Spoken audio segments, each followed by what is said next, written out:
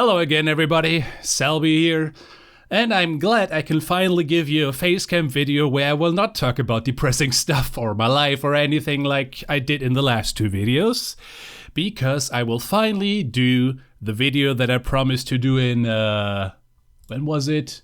February, so almost 3 months ago. Better late than never. So yeah, welcome to the ERaZor FAQ. I asked you guys to give me questions when I did the playthrough for ERaZor 8. And back then I actually said I wanted to do it in a playthrough playing the 4x3 version. But the thing is, I get so many questions that I can't really do the playthrough while also concentrating on giving you good answers. So what I'm gonna do is I will just pre-record the answers and play some other footage of the game in the 4x3 version, of course, in the background. So, without any further ado, let's get started. The first question comes from Roby-Wan Kenobi, who asks, what is your favorite level in ERaZor? Also, what is your favorite dumb, as in silly feature? Also, it was very off-putting to see the old ducking sprite in ERaZor 1 through 7, lol, but not that it matters. So, couple of questions here. What is my favorite level in ERaZor? That is a good question because they kinda are all my favorite, but I think I have to give multiple answers. Like, my gut reaction right now is Unterhub Place because it was the most recent level that I added to the game. And it had a lot of polish and also insider stories and everything related to it. I'm very proud how the boss fight turned out. But if I were to go with a level that over the 8 versions that this game has existed, that has been my favorite level to keep coming back to, it would probably be Scar Night Place, also more specifically Star Agony Place, because yeah, I just really like the whole Buzzwire game stuff. It was an idea that I had back in 2012 and kept refining it until I was happy with it. So yeah, that's probably it. I also really like Unreal Place. I definitely like it, like it's my favorite special stage, the whole do up down thing. Yeah. What is your favorite dumb as in silly feature? That has to be the press A to blink button. The dumbest fucking thing that I ever added to the game, but it's just so goofy. If not for that, it will probably be the level transition between Night Hill Place and Green Hill Place, because getting blasted away 1,000 miles, yeah, that's kind of fun. Yeah, the old ducking sprite definitely needed an upgrade, and Roby was actually the one who did that, so thank you. Next question comes from Yellow in a Hat, who asks, why did you suddenly add a new color palette option to the game? Looks bad, IMO. Well, that's just your opinion, bro, but I can see why it's not for everybody. Like, when it came to that thing, it was at first supposed to replace the old palettes, because personally I don't like the old palettes. Like, I've seen them over and over in the past 15 years, and since I've known what good color theory and everything is about, I wanted to give it an update, and JavaPsych, who did the remastered palettes, had such a good hand in making them better. But I also knew not everybody was in favor of this update, because it's kind of like throwing away the legacy of a game after 15 years. So what I eventually did was, like, I wanted to make it an option, old school versus remastered, so we can have the best of both worlds. As for why I did that, yeah, it was just, it looked better to me, like giving it another overhaul, and that's it. Next question. Sonic fan asks, why did you say that in the beta test version of Sonic ERaZor 7 the black bells were hard to make, and can you show us what they look like?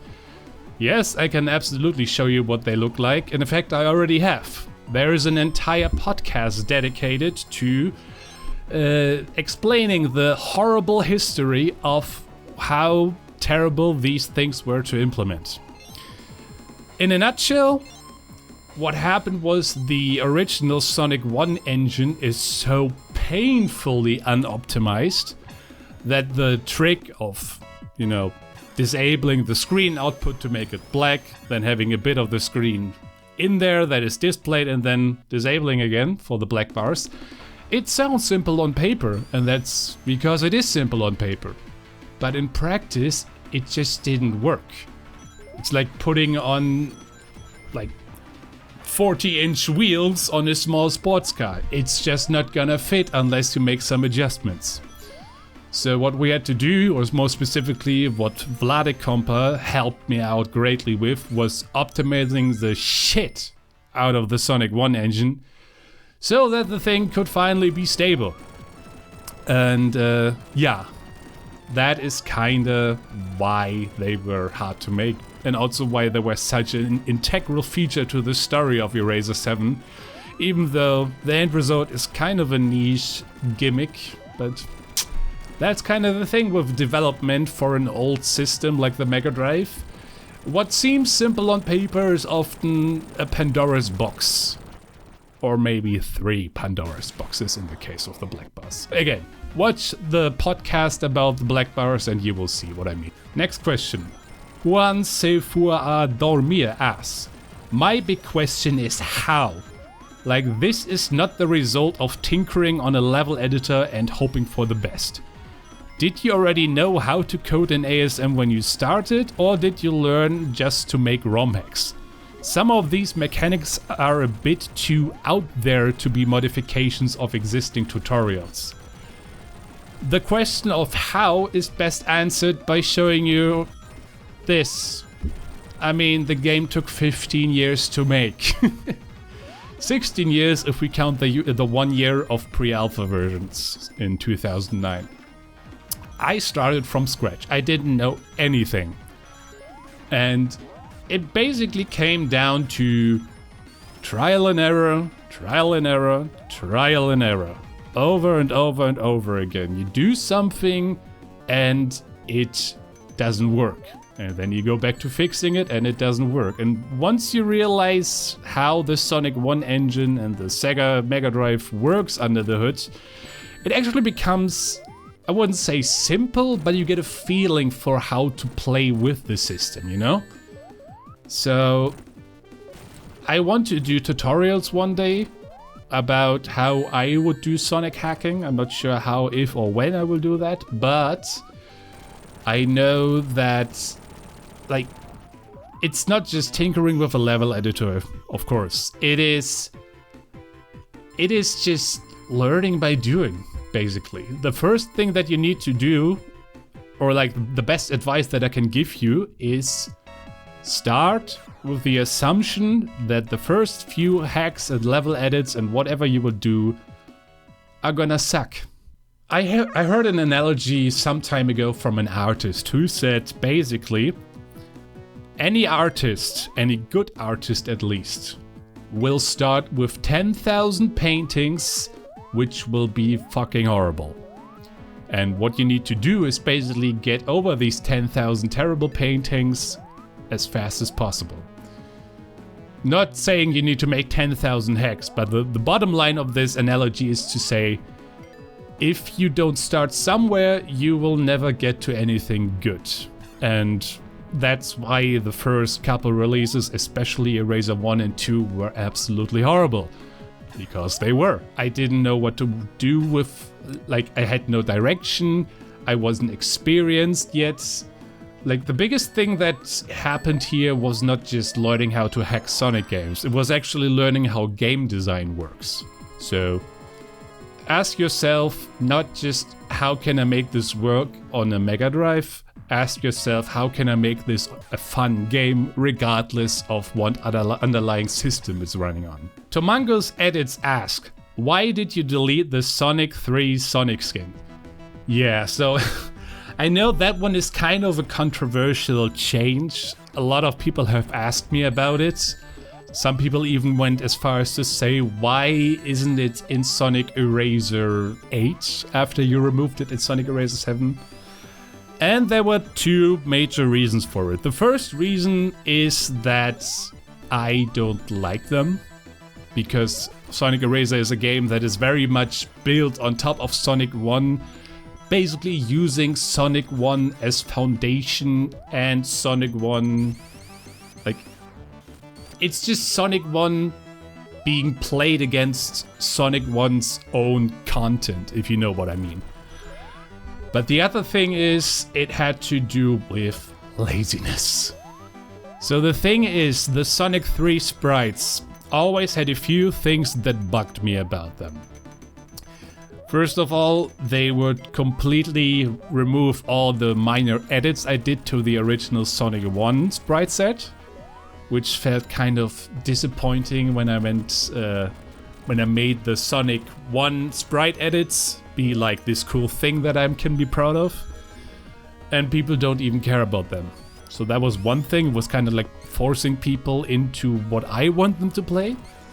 And the other thing is that the Sonic 3 sprites would cause all sorts of glitches because of the way they were using at some points more RAM than they had allocated for that. And I could have fixed that, but in a combination of what I said earlier about I want style consistency with Sonic 1 and my laziness, I said, you know what, screw it, I'm just gonna delete them. I'm sorry for anybody who is disagreeing with that, but that's just the decision I made.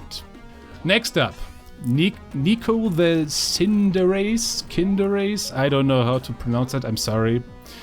But they basically asked, why do you call zones place? Is it a cool naming convention or something? Okay, so yeah, this is kind of this is one of these things which basically define ERaZor as a whole.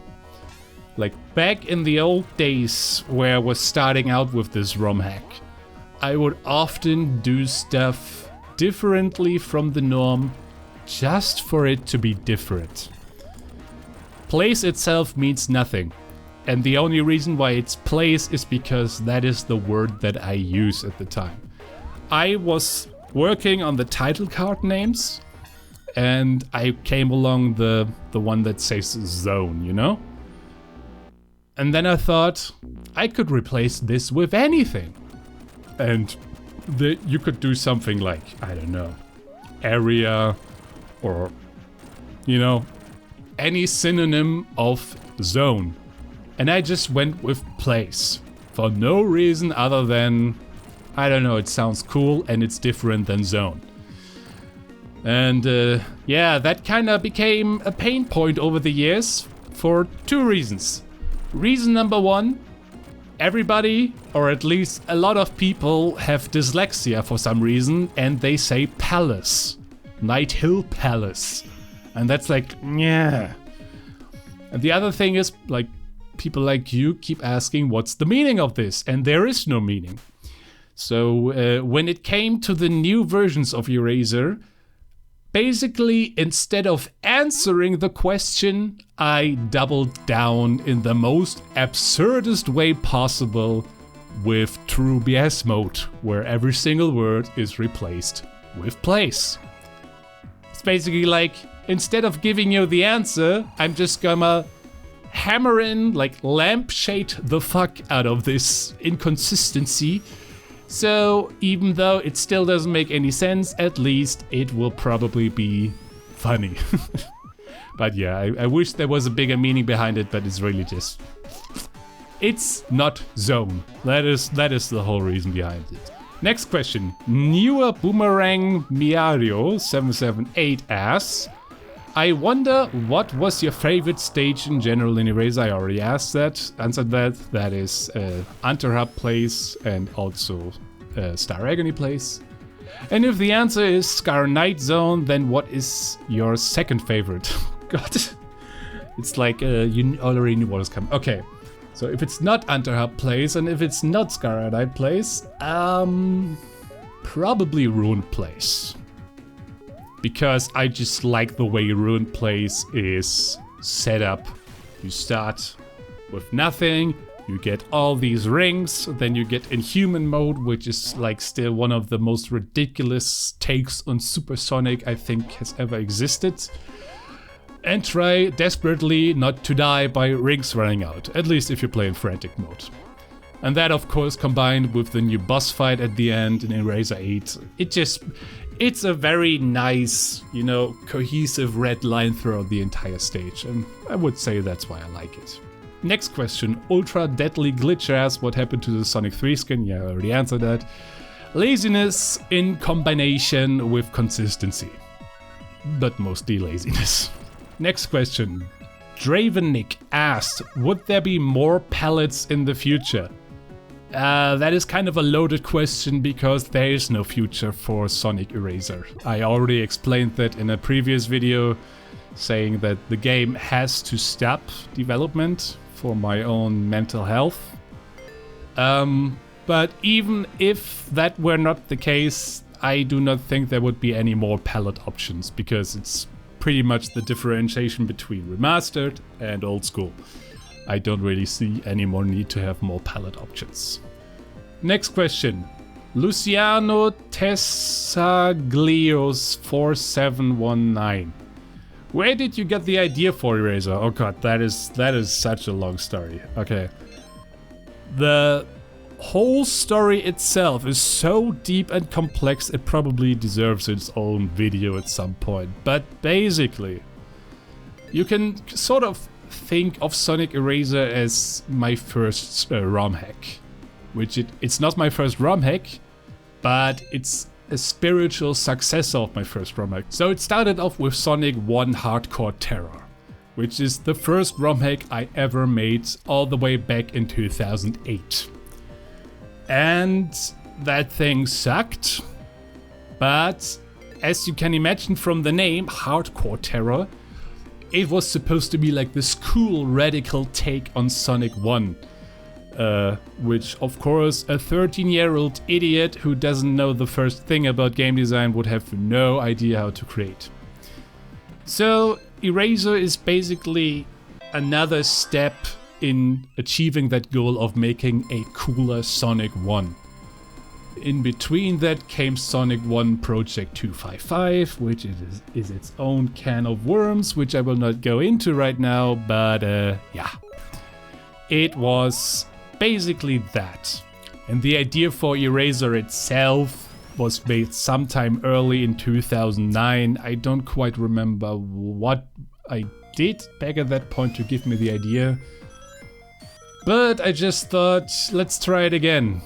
And I had some more help from people at that time who would give me a bit of a jump start.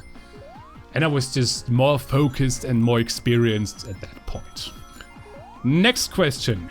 Jakub Paga Gaming asked, what was the reason that you made ERaZor in the first place, and can one pronounce the hub location Überhub and Unterhub in the German play? Okay, so what was the reason that I made it in the first place? I basically just explained that it was a continuation of Sonic 1 Hardcore Terror, making a cool Sonic 1. That was why I made it in the first place, basically. And how to pronounce the hub location? So, yeah, the names, they were its own can of worms as well. So, I call it Überhub Place, and even with the Ü, you know, the umlaut thing that I added in the ERaZor 8 update, even then I would call it Überhub Place. You could also call it Überhub Place, but that's kind of a mouthful. And the other words, I call it Unterhub Place, though you would probably say Unterhub Place if it were German. Actually, no.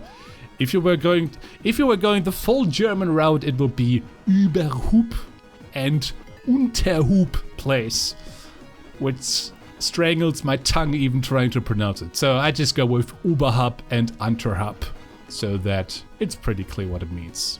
Next question, Stellar Stardust asked, if there was a zone that you could ERaZor-ify from any of the classic Sonic trilogy plus CD, outside of Sonic 1 of course. Which one would you go for and why? So this one is kind of... this one actually annoys me a bit because I did have an answer for that for most of my years, and that is Oil Ocean from Sonic 2. Because what is the closest thing you can get to fire and having everything be cool and boom and stuff? Well, it's setting fire and it's like combining oil with fire. And then guess what happened? That's right, Sonic Mania came out and fucking stole that idea. So even if I wanted to do that now, I needed to have a good alternative to that idea if I didn't want to become a ripoff.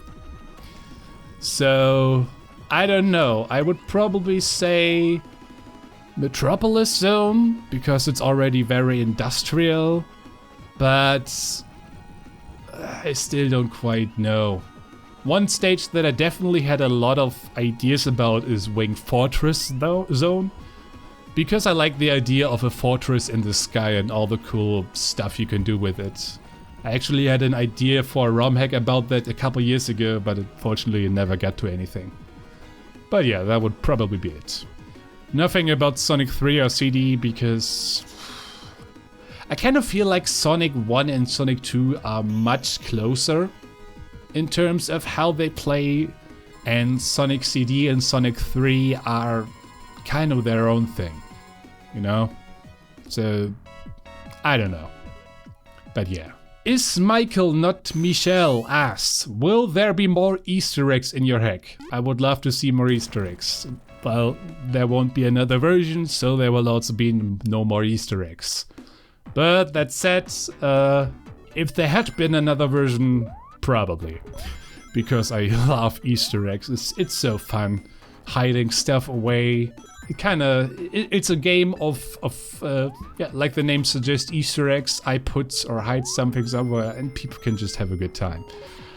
I really went all in with the Easter eggs for the update of 7 and 8. My favorite was this guy. Yeah, I would probably go ahead and hide more of these guys everywhere.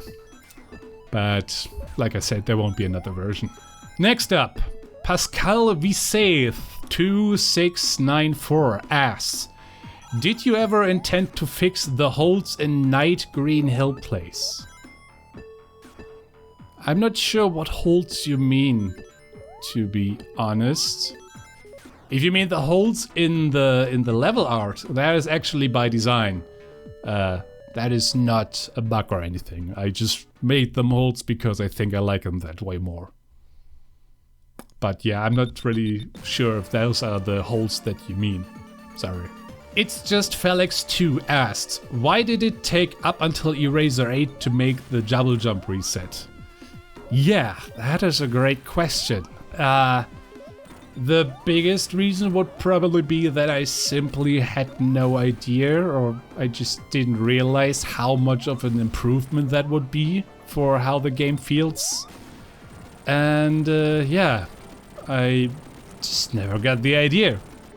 It's like one of these things, once I had the idea and once it was implemented, it was like, damn, I should have done this 15 years ago. But when the idea doesn't come to you, then unfortunately it doesn't come.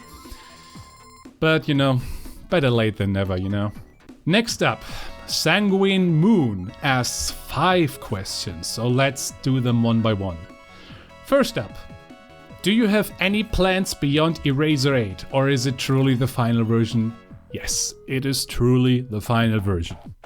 And I can't say it enough, watch my video if you haven't already, where I explain why it is the final version. It has to do with mental health.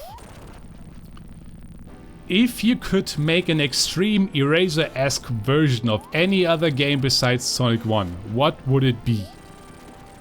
Oh god, I don't even really know.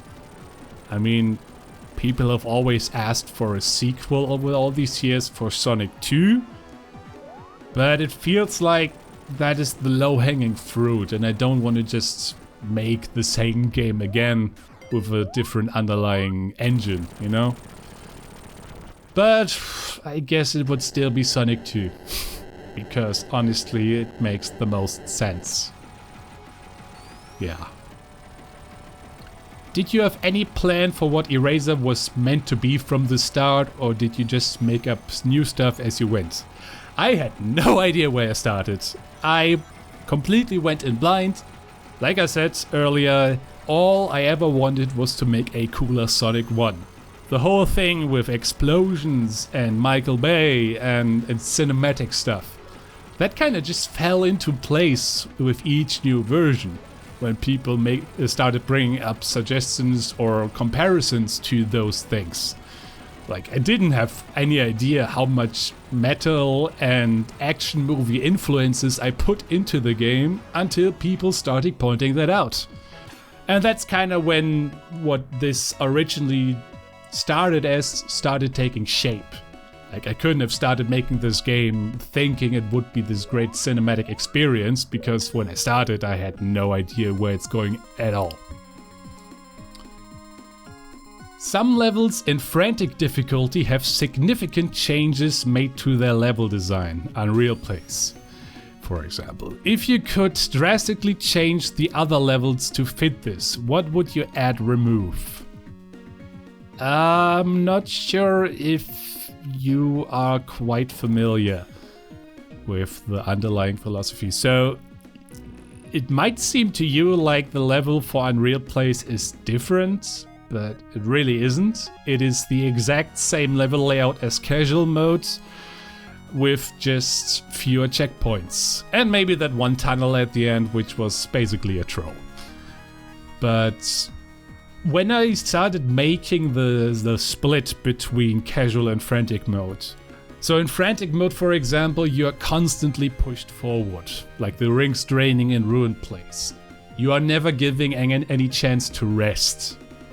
And when it came to the special stages, I was kind of at a problem, because it's not really like you can do any more pressure from that regard. So I kind of cheaped out and just gave it less checkpoints.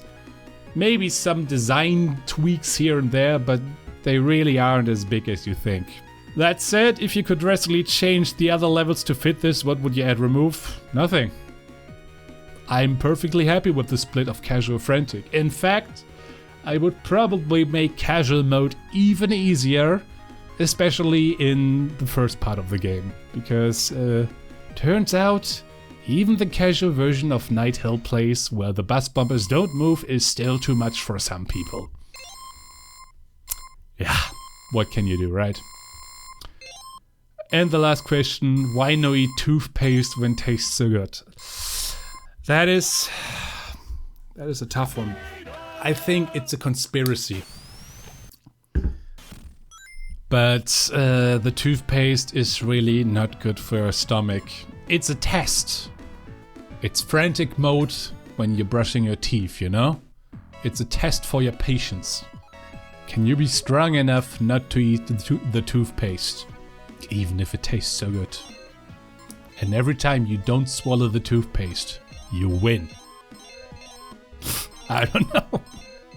Fusée Gelé asks, will ERaZor get Sega-CD or 32X support? No. And twofold reason. Once again, I want to move on from ERaZor itself as a project, so it won't really get any more updates. But even if it did, I just don't see, like, there won't be no gain from doing that. Maybe with Sega-CD support you can have your own soundtrack if you really cared about, but 32X won't do anything. And I personally just don't like either of these systems. The Sega-CD has abysmal loading times, and the 32X is a piece of shit that for a good reason failed in the 90s. And apart from the technical, like, circle jerking about these two systems, I just don't see the appeal. Unless you make something brand new that actually utilizes the system to their full potential. But ERaZor is not such a game.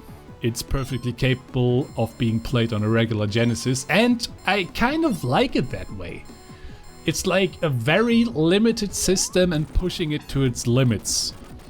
If you give yourself more power, yeah, sure, you can do more, but at the same time, Is that really gonna make a better game?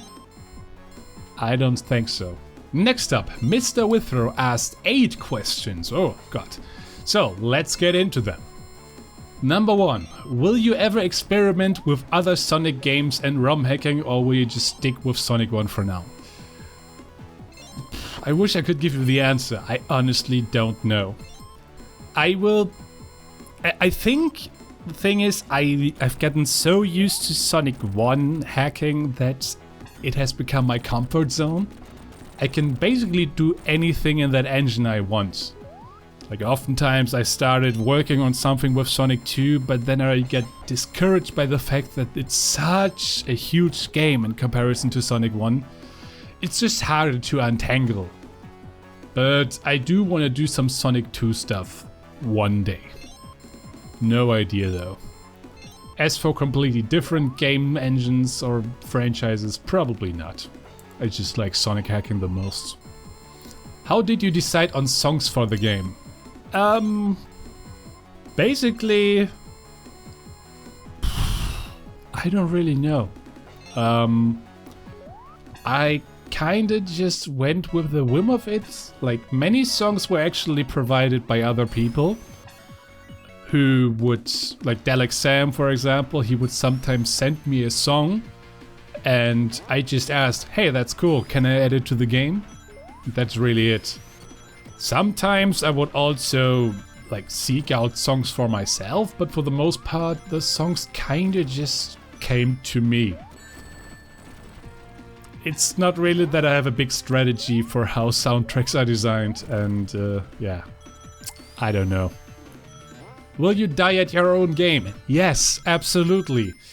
I cannot play my own game in a deathless run, apparently. I guess I can if I keep trying, but I'm not that great at my own game, apparently. So that kinda sucks, but what can you do, right?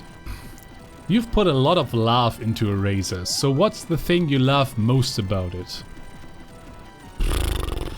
That's like asking which of your children is your favorite children. I just love the flow, I guess.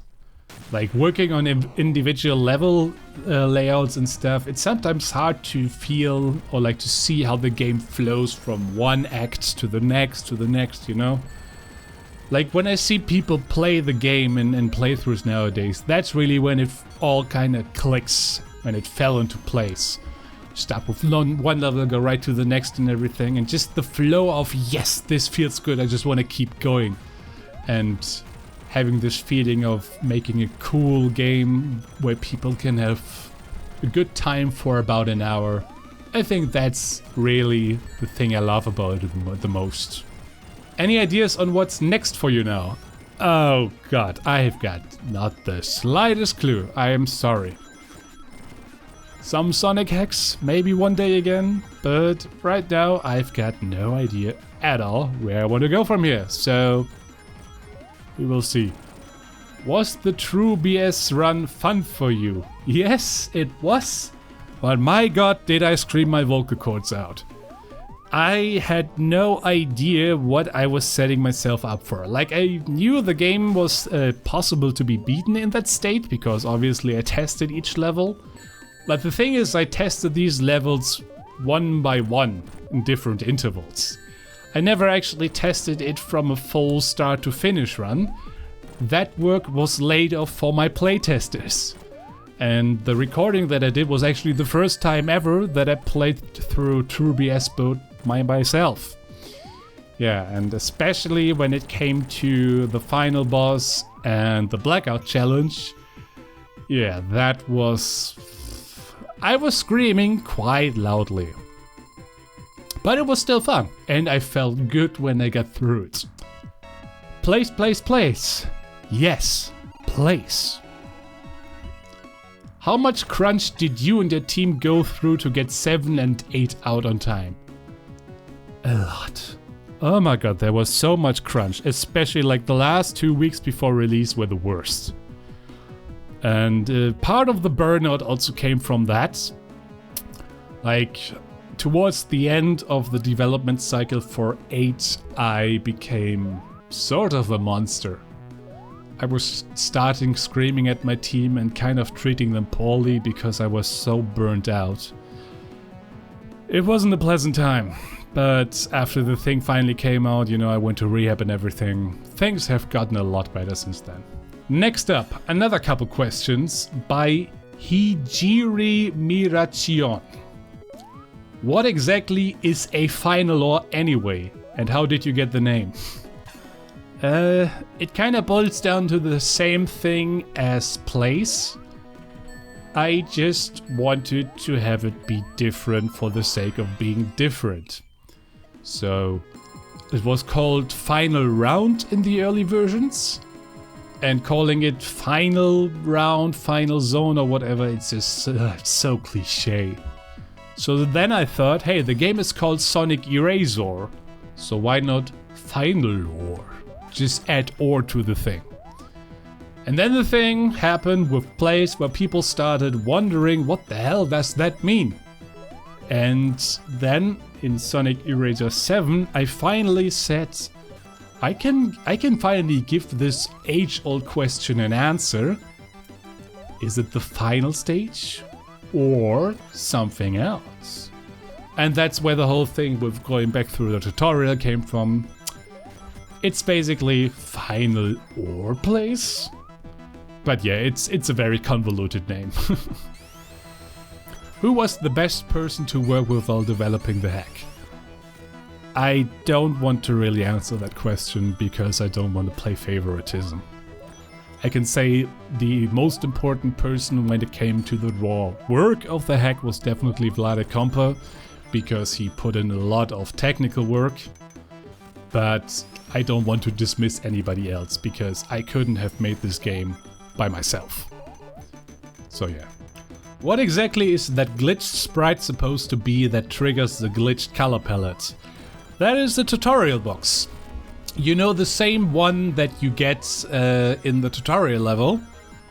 And in Überhub Place, I just, since the art doesn't exist, I made it point to something else. In this case, it's pointing towards the, is it the age scroll table? I think it's the age scroll table, you know, when the background moves and stuff. Do you think you could make it through the original version of Ruined Place if it was an ERaZor 8? For added difficulty, assume it's Frantic. I could make it through the old version as well if I really tried hard enough. What made the original version so terrible is not the layout or anything. It's not even the insta-killing, although that obviously has a huge role with it.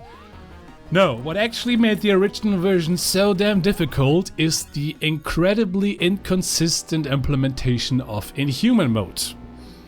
The bullet that you shoot to propel yourself upwards, it's not as reliable as it is in the new versions, especially since you also had to hold down the D-pad to make it shoot into the right direction.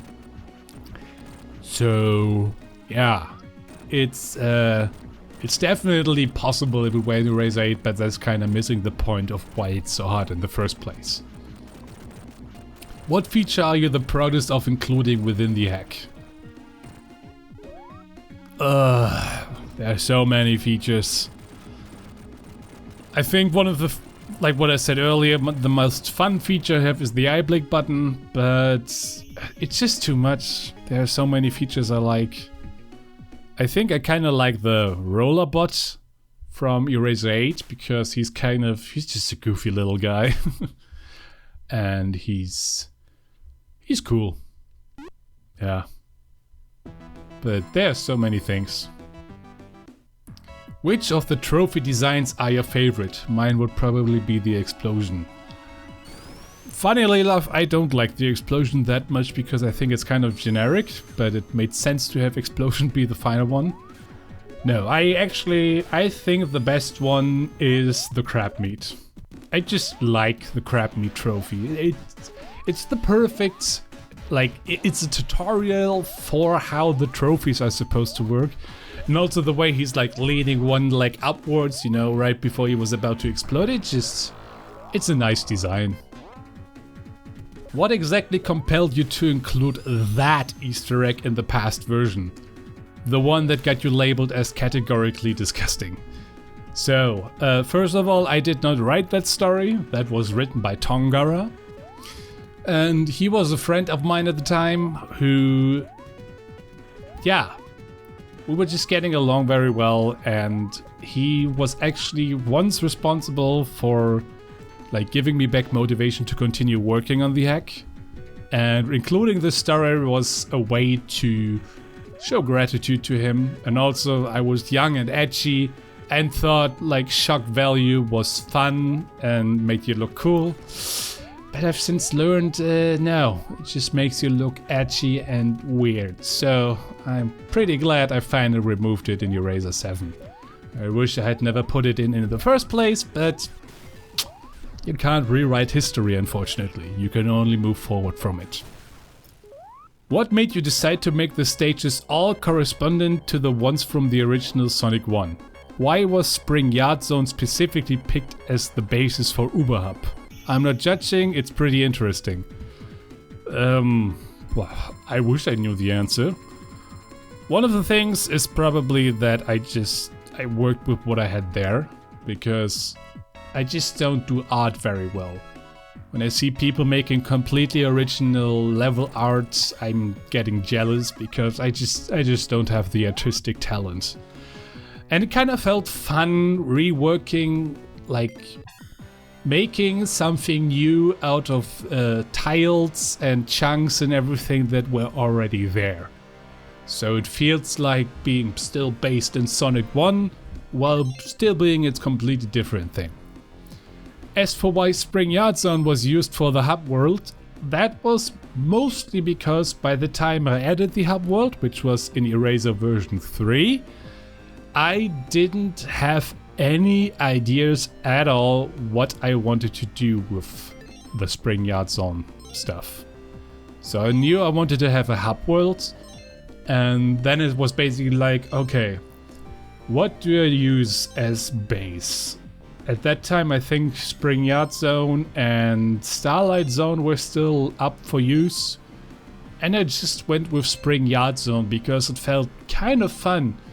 You know, you have this otherwise pretty vibrant level with like casino flair and springs everywhere, and you know, it's kind of a very fast level. And suddenly all that is taken back to a very chill atmospheric home where you have no pressure at all. But I swear I know no longer what I was thinking. It was mostly, I want a hub world, let's use Spring Yard Zone, and then it stuck. And then in ERaZor 8 with Unterhub Place, I kind of finally gave it a redemption arc, where I would give it a reason why it was Spring Yard Zone in the first place. Are you going to do live commentary for newer hacks of yours like you did with Hawk from the Past or the Desert Bus hack? Even if that would mostly apply to Sonic is Alone. I could, but the truth is I don't really have that many more hacks to show off. Maybe I will do a live commentary on Sonic is Alone one day, but since it is a very personal story, it might still take a while before I feel comfortable sharing that with the world. The closest answer to Sonic is Alone is in the other video I talked about earlier.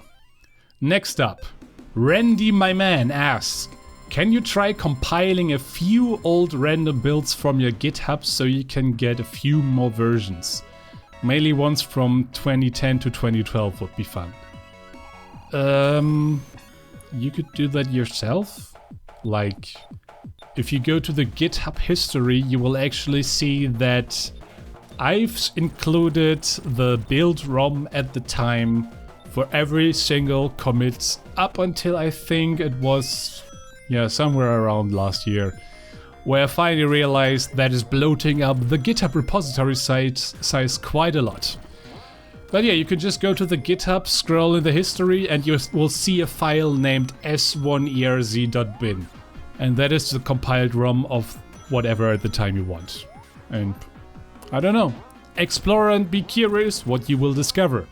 Michael Busok asks, when is release 9? Never. Like I said many times now, I will move on. Alright, so I've just taken a break because my throat was absolutely killing me. Turns out I am not that used to making these long-winded videos where I talk.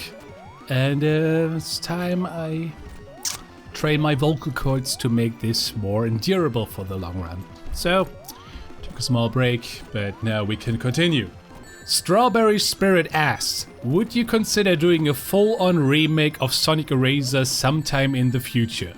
Not like right now, but with how much you've learned over those 15 years, have you at least considered it?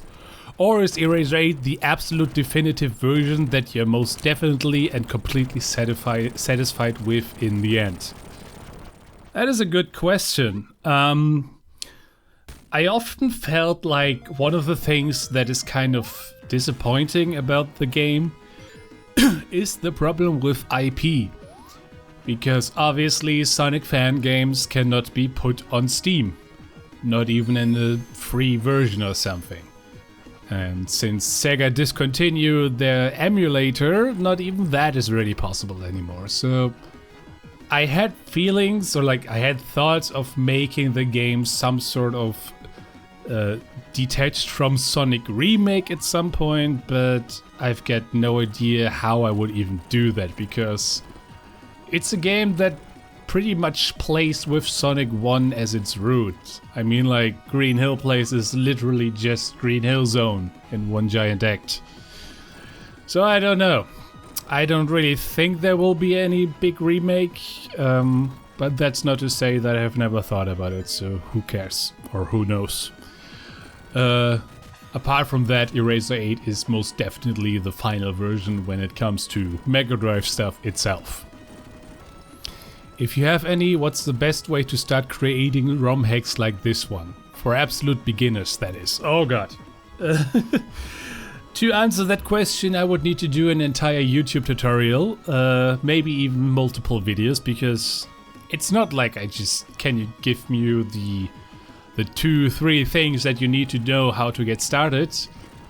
The biggest thing is just getting comfortable with how the disassemblies work, how the tools work. I don't really know. That is a loaded question. I don't really have a good way to start. Just go on Sonic Retro or SSRG, look at tutorials, look at how-to guides. I would say if you manage to get the Spin Dash guide done, which is a 4-part series on Sonic Retro, how to add the Spin Dash into Sonic 1. If you get that done, you can already learn so much from that it's not even really a question about what do you do now. It's more like you need to find your own things to explore. Like, I would do some stuff in the disassembly and then I would scroll around. And then I would see something that interests me that I didn't really understand yet. So I started working on it, and that's basically how you learn. Like I said earlier, the most important thing is trial and error. And you will get a lot of error. A lot of error. But yeah, just start doing stuff. It's the only way you can really learn. Like, I didn't know where ERaZor was going when I started. It came over the years. And I think that is how it works for most games. Next up, Romania Blocks 0115 asks, was there any beta builds of ERaZor? Yes, there were 2. There was the oldest known builds, which I guess is not really an official beta build, but it's just what I was calling it. And there was the Sonic Hacking Contest 2009 version, which is basically the only official beta version. I've made a Hog from the Past video, actually 2 Hog from the Past videos about that many years ago, and check it out if you want to. Okay, this one I have to redo in post because turns out I was telling lies, because I said no last time. Casey Frogdop 8911 asked, does Sonic ERaZor contain the color ivory in at least one area or specific spot? Well, yeah, it's the first thing you see when you enter Überhub Place for the first time. It is the pillars, the trophy gallery. They were still pink and blue in ERaZor 7, but I made them ivory in ERaZor 8. Although ivory wasn't the color I was thinking about when I used them or when I designed them, I was thinking about gold, bronze, something. But I guess it's the closest thing you can get to ivory. KVW7GMS, what will you do after all this? Yeah, that is what I have to say about that. I don't know. I genuinely have no idea where to continue from here. I need to figure out where I want to go from here. I need to figure out how I can make Sonic hacking fun again without ending into a downward spiral of self-destruction. But I kind of want to like share my knowledge. I want to pass on to the world what I have learned, not just about Sonic hacking, but also like mental health and drug addiction and all these things. Like, at the end of the day, I think I just want to be some sort of somebody who can pass on knowledge, who can tell people like what mistakes I have made so that they can avoid them. Or guidance or whatever. But apart from that, I don't really know yet. Sorry. We'll see how 2025 will continue from here. Jose Craftero 2006 asks, who are those grey badniks? I don't really think there's a big story with them. They're just meant to be alternate edgy versions of the original badniks. Like, because I don't really know how to draw, I really don't have an artistic feeling for that stuff. When I was working on the original Sonic ERaZor versions, I just wanted to do something to make them distinct from the original versions, to sort of symbolize that they behave differently. And since I wasn't that skilled at art, like, all I really did was make the parts that were previously colored blue or red or whatever, and made them gray. And that is really it. There's no big mystery attached to it otherwise. Hackgame X294 asks, not sure how to ask this, but what is the idea of being extremely faithful to ERaZor? There are many elements ever since the very first version that is still present, like the level layouts that were never changed.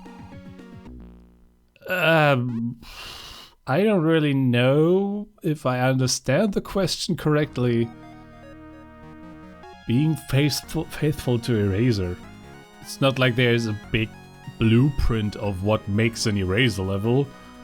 It's more like, what do I find cool? And oftentimes, like I think one of the biggest things about ERaZor is more like looking at the evolution. Like, I would, for example, do a shitty level layout at some stage, and then instead of scrapping that, I would keep coming back to that level layout and adding more bells and whistles with each new version, making it more refined. So it really is like, being faithful to ERaZor is, I don't know, starting out with something, realizing it doesn't work, and then keep doubling down until I'm satisfied with it. And it just so happens that a lot of things that make me satisfied relates to explosions somehow. But I don't really know. Like, the reason why a lot of things since the first two versions are still there is precisely because of that.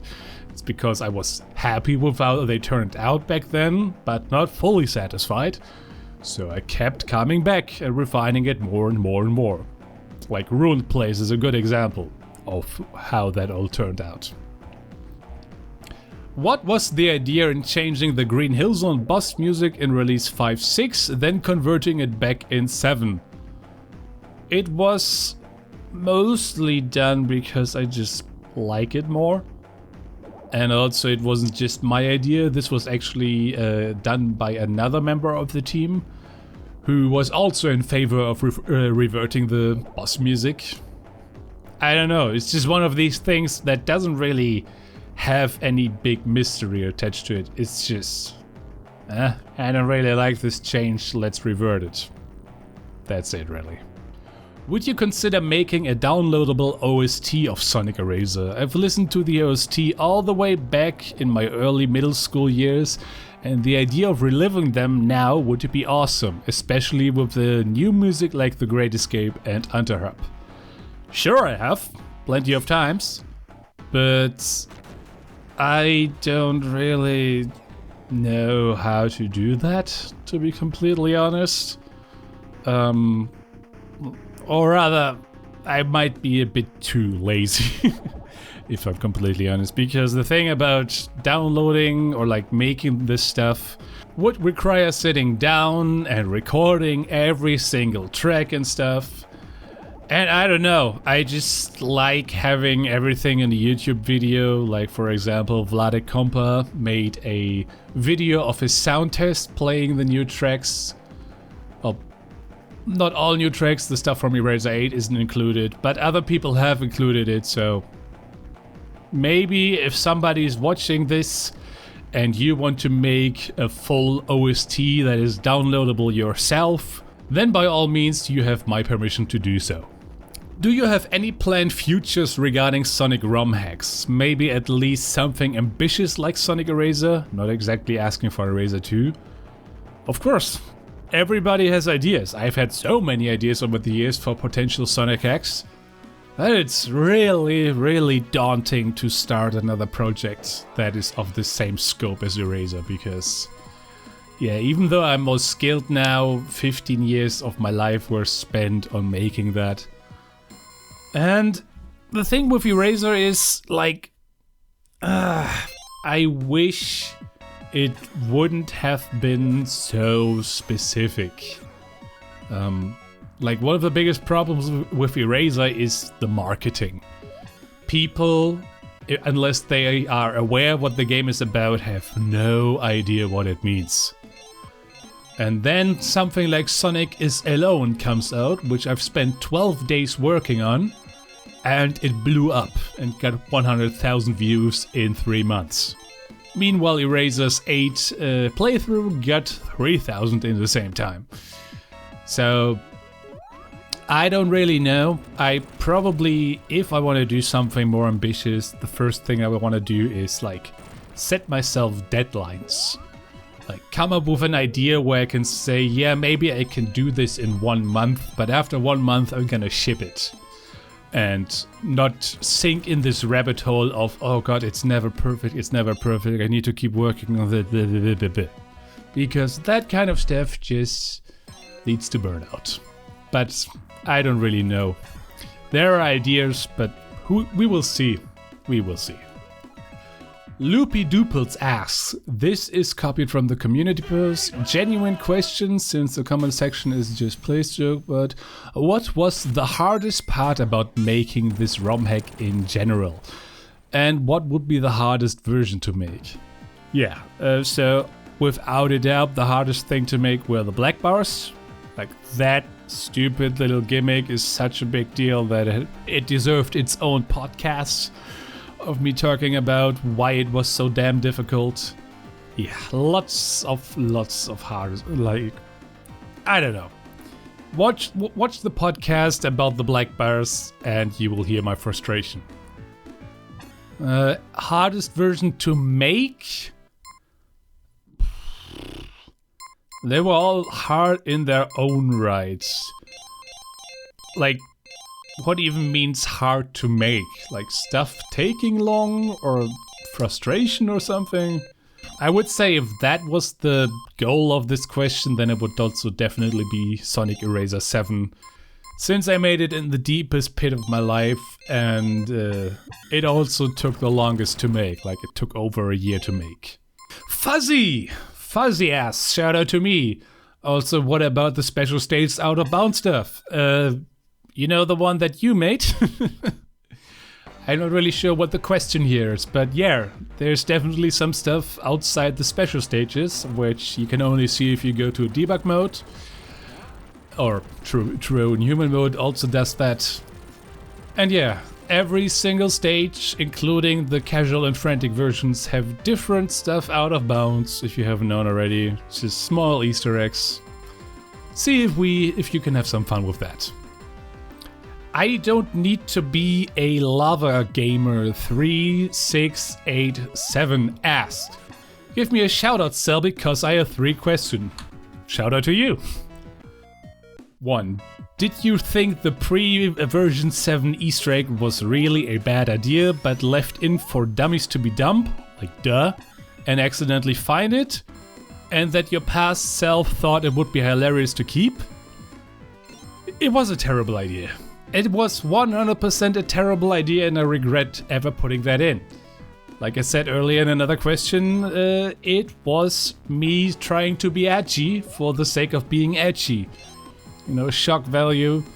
And it was not really left in for dummies to accidentally stumble over it. It was put there with purpose. Like, I wanted that thing to be discovered. So, yeah.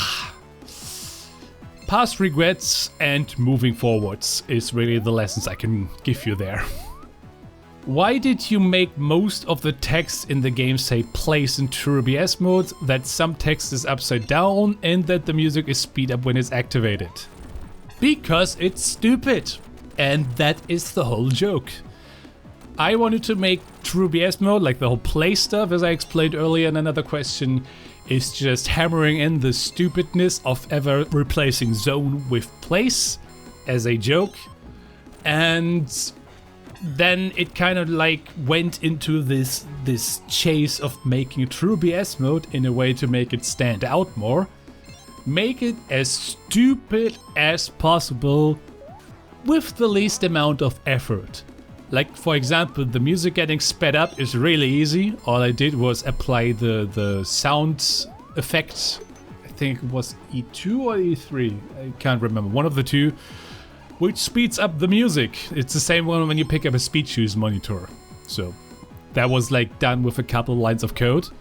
Then making the text upside down, that was also done with like 1 line of code. And it was really about the challenge of how stupid can I make this thing with the least amount of effort. So there's your answer. If Red Hot Sonic, for example, manages to find a hardware issue in version 8, like what happened with version 6, would you still leave it as it is and not fix it, or will you force yourself to push out a patch update? So a couple things there. So first of all, ERaZor 7 and 8 were the first versions that were actually extensively tested on real hardware, thanks to Chaotic Sofa, my main hardware tester, who suffered through a lot of bullshit through my usage of gens. Hi Chaotic Sofa, if you're seeing this, hab dich lieb. So the thing is, it's highly unlikely that there even will be another hardware issue. And if there was, maybe I would make a patch. Maybe. Probably not, because with all the testing that has been done, it would have to be like a super highly specific error case. But yeah, I really don't think there is gonna be any case where that's possible. Because if there is gonna be another crash or bug that I haven't caught, it's very likely that it's not related to real hardware. It's probably gonna be something that has been there anyway. So yeah, we will see, but really don't count on it. And even if there's gonna be another crash. Like I said, I wanna move on. And even like ERaZor 7, for example, that started with me just wanting to fix that one crash when no SRAM is available. And then it spiraled into this whole mess of me working on that thing for 1.5 years. So, better not to open Pandora's box again, if you catch my drift. And we finally made it to the last comment, once again from Mr. Withrow with a bunch of questions. So here we go. I thought of a few more questions for the playthrough, which is not a playthrough because, as you can tell, I've been talking for quite some time now, and it would have not worked if I just played ERaZor in the background. So, yeah. Number 1. How did you make the Sega chant? It was really simple. I exported the original Sega chant into Audacity, and then I went Sega, which right now sounds like shit because my throat is shit. But yeah, just took a couple takes of me singing over that thing, then applying some voice effects like reverb and stuff, and that's it. I just wanted to add my voice to the game. Literally as the first thing you hear.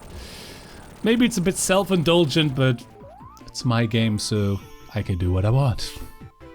What made you decide to change the title card font for ERaZor 8? It sucked.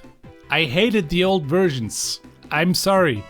Like, a lot of the art that you see in the old versions of ERaZor was taken from something called SCAA, S-C-A-A, which was a place which I think doesn't exist anymore, where you could download ready-made art created by other people that you could drag and drop into your game. And it just didn't feel right to have the same art that so many other hacks used.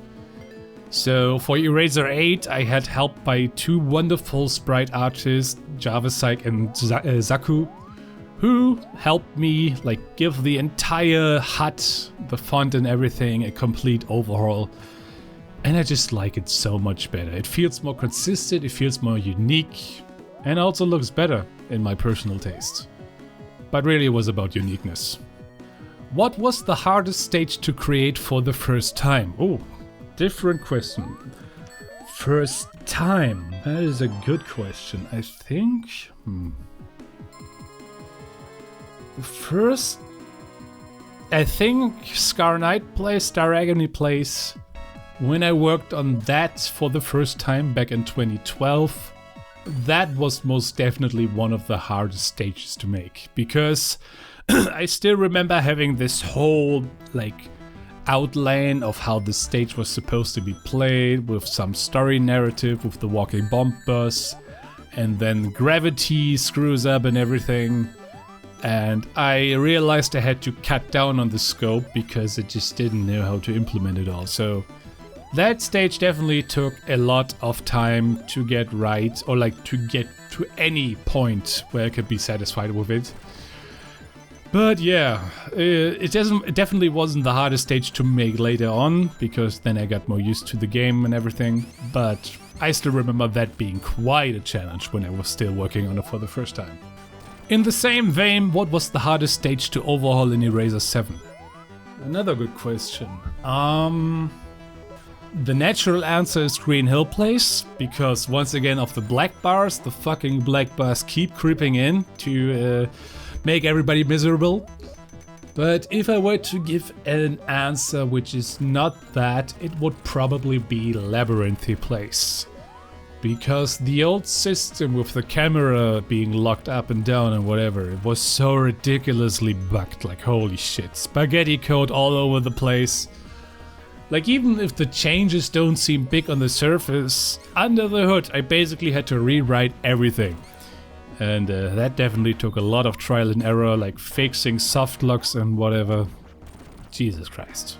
What was your favorite overhaul in ERaZor 7? Definitely the escape. Oh god, I love the escape. I mean, technically speaking, it's not an overhaul, it's new content.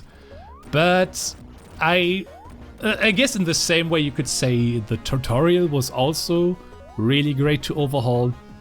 Throwing away all this old bloated text that nobody would ever read, making the font more legible, having the text itself be more entertaining to read. Yeah. And then obviously the tutorial foreshadowing that it will have more to it than just being a regular tutorial. That's like, I love stuff coming full circle. It just feels good. Was Unterhub supposed to release in 7 but wasn't made in time, or was it freshly cooked for 8? Hard to answer. So I didn't even start working on it in 7. I didn't even have an idea yet. All I knew back then, I wanted to do something with Spring Yard Zone, because just having it be the hub world was kind of annoying. I already had the idea of making like an XXL version of the original Spring Yard Zone boss. I just didn't really know how to flesh it out yet. And then by the time ERaZor 8 came around, we had more time, the engine was more stable and everything. It felt like the right time to start cooking. So in the sense, it was freshly cooked for 8, but the initial ideas were already drafted in 7. There are unique scene names on the Save Select screen in TrueBS. I missed a few because I didn't notice that at first. Will you showcase talk about those scene names? Oh sure, here they are. Though I should say that was not my idea, that was Vladek Kompers. He came up with all of these ideas because he was the same person who coded up the Save Select screen. So once again, big shout out to him, also big shout out for going all the way with this stupid TrueBS stuff. Yeah, once again, doesn't really have anything to do, and I really couldn't be arsed to also implement those names into the actual chapter screens, because those are actually pictures and not just raw text, and I didn't want to do raw text for all these scenes just for a small joke. But yeah, that's really all there is to say. Why allow casual in TrueBS mode? That is a very good question, because it actually has a bit of a story. Because originally it was actually supposed to be a regular difficulty, like casual mode, frantic mode, TrueBS. But then I realized that kinda doesn't work with what I had in mind. The thing is, TrueBS mode started as an Easter egg. Like in ERaZor 7, it would only be activated as an Easter egg.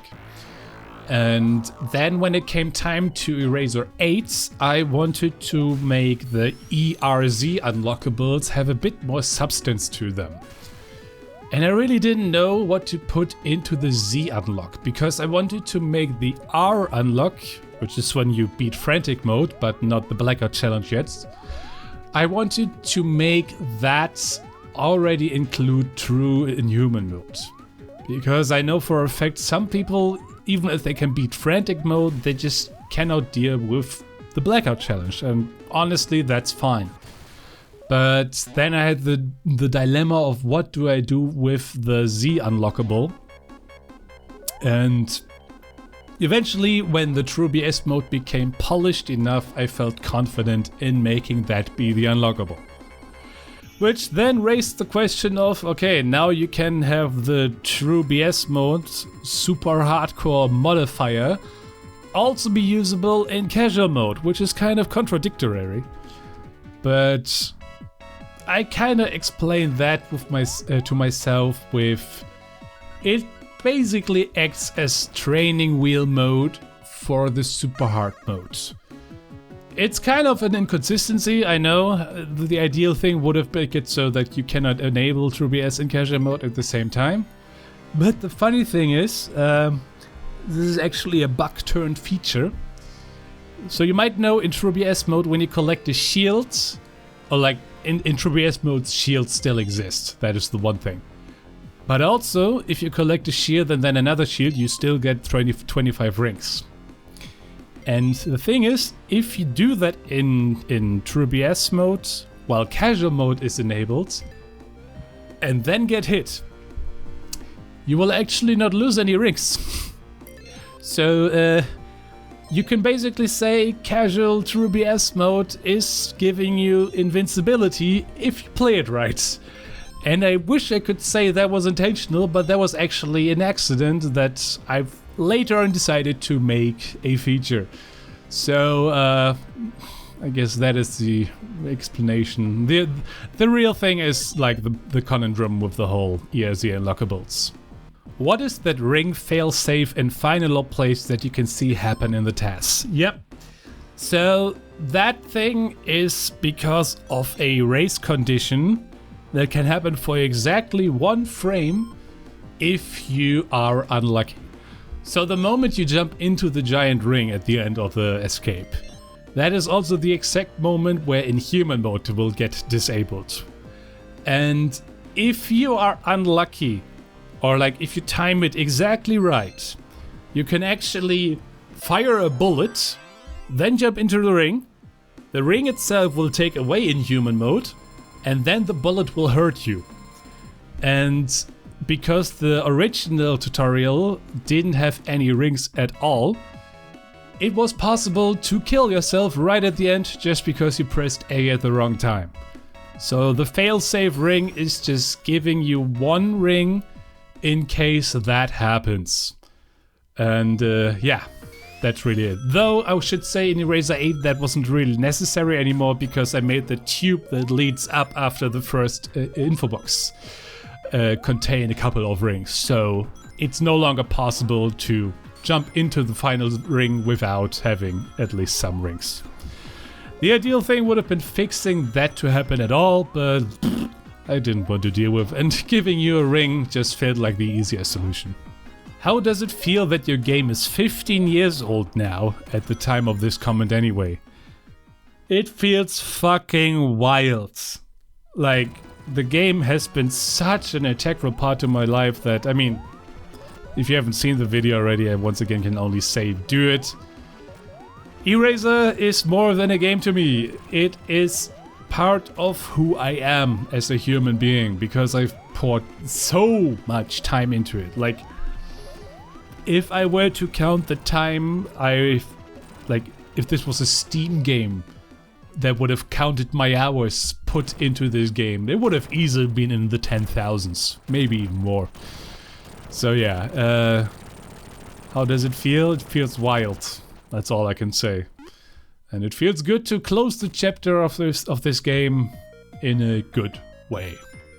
And finally, we made it to the very last question. How do you feel after your vacation break? I feel amazing. Not only because I'm finally clean from cannabis, but also like all these things that I've like wasted. Like even if ERaZor 7 and 8 were amazing games, I've let my self-worth, my life and everything go to waste. And I just went outside more, I've enjoyed more sunlight. I didn't want to admit to myself that vitamin D is actually pretty fucking cool. Yeah, I just feel good. And yeah, I don't really know what else to say. I just feel good. I feel great that stuff is finally going forward. I feel awesome. I feel good that I can do facecam videos now. I don't feel ashamed anymore or anything. It feels good to move forward from here. That's really what I'm saying. So, with all that said, oh my god, I don't know how long this video will be when I finally finish editing this. Maybe somewhere around an hour, maybe longer, I don't know. But yeah. Thank you everybody who submitted questions very, very much for doing so. If you made it this far into the video, I just want to say thank you for watching. I want to once again thank everybody for submitting questions. I would appreciate if you could give the video a like, if you can leave a comment. It can even be more questions about ERaZor if you want to. And maybe subscribe. Sorry, I always wanted to do that. I don't really beg for subscribes, but I heard it helps the YouTube algorithm, so gotta play the game, you know? But yeah, that is really all there is to say for now, and yeah, we'll see how it goes from here. So, once again, thank you everybody, I'm Selbi, and I'll see you around. Bye-bye.